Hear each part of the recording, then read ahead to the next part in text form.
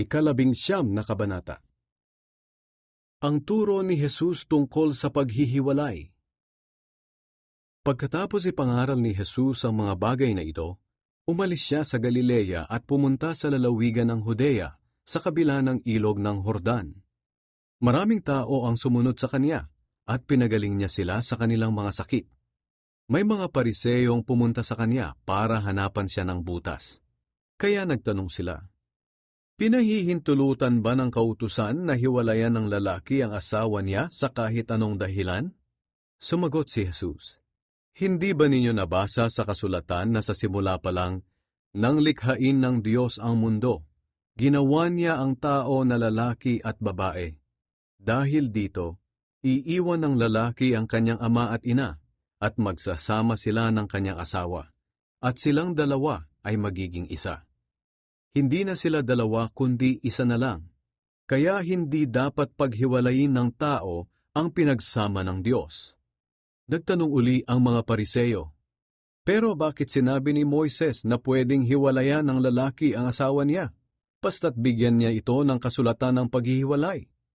Sumagot si Jesus sa kanila, "Ipinahintulot ito ni Moises sa inyo dahil sa katigasan ng ulo ninyo.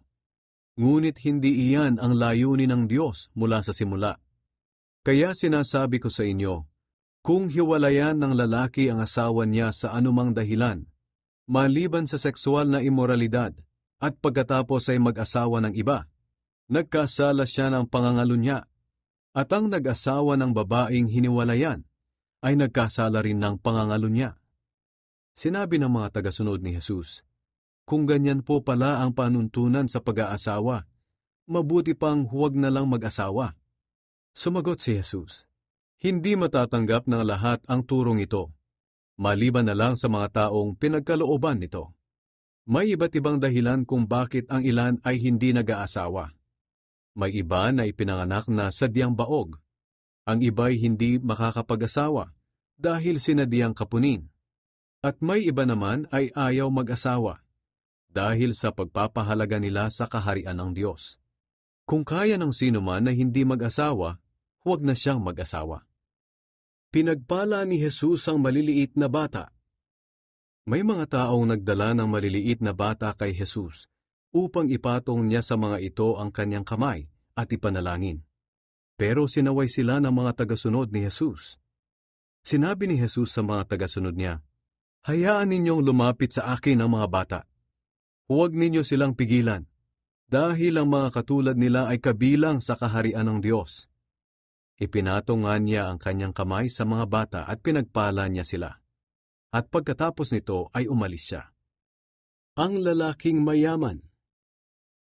May isang lalaki naman na lumapit kay Jesus at nagtanong, "Guro, ano po ba ang mabuti kong gawin upang magkaroon ng buhay na walang hanggan?" Sumagot si Jesus, "Bakit itinatanong mo sa akin kung ano ang mabuti?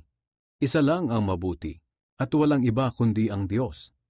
Kung gusto mong magkaroon ng buhay na walang hanggan, sundin mo ang mga utos." "Alin po sa mga ito?"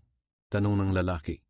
Sumagot si Jesus, "Huwag kang papatay, huwag kang mangangalunya, huwag kang magnanakaw, huwag kang sasaksi ng kasinungalingan, igalang mo ang iyong ama at ina, at mahalin mo ang kapwa mo, tulad ng pagmamahal mo sa iyong sarili."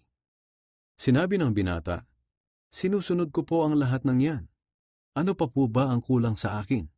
Sumagot si Jesus, "Kung nais mong maging ganap sa harap ng Diyos, umuwi ka at ipagbili ang iyong mga ari-arian at ipamigay mo ang pera sa mga mahihirap, at magkakaroon ka ng kayamanan sa langit. Pagkatapos bumalik ka at sumunod sa akin." Nang marinig iyon ng binata, umalis siyang malungkot dahil napakayaman niya. Kaya sinabi ni Jesus sa mga tagasunod niya, "Sinasabi ko sa inyo ang totoo, napakahirap para sa isang mayaman ang mapabilang sa kaharian ng Diyos. Mas madali pang makapasok ang kamelyo sa butas ng karayom, kaysa sa mapabilang ang isang mayaman sa kaharian ng Diyos." Nabigla ang mga tagasunod nang marinig nila ito. Kaya nagtanong sila, "Kung ganoon po, sino na lang ang maliligtas?" Tiningnan sila ni Jesus at sinabi, "Imposible ito sa tao, pero sa Diyos, ang lahat ay posible." Nagsalita si Pedro, "Paano naman po kami? Iniwan namin ang lahat para sumunod sa inyo. Ano po ang mapapala namin?" Sumagot si Jesus, "Sinasabi ko sa inyo ang totoo. Darating ang araw na babaguhin ng Diyos ang mundo. At ako na anak ng tao ay uupo sa aking trono. At kayong mga tagasunod ko ay uupo rin sa 12 trono, upang husgahan ang 12 lahi ng Israel. At ang sino mang nag-iwan ng kanyang bahay, mga kapatid, mga magulang, mga anak, o mga lupa dahil sa akin, ay tatanggap ng mas marami pa kaysa sa kanyang iniwan. At tatanggap din siya ng buhay na walang hanggan. Maraming dakila ngayon na magiging hamak, at maraming hamak ngayon na magiging dakila.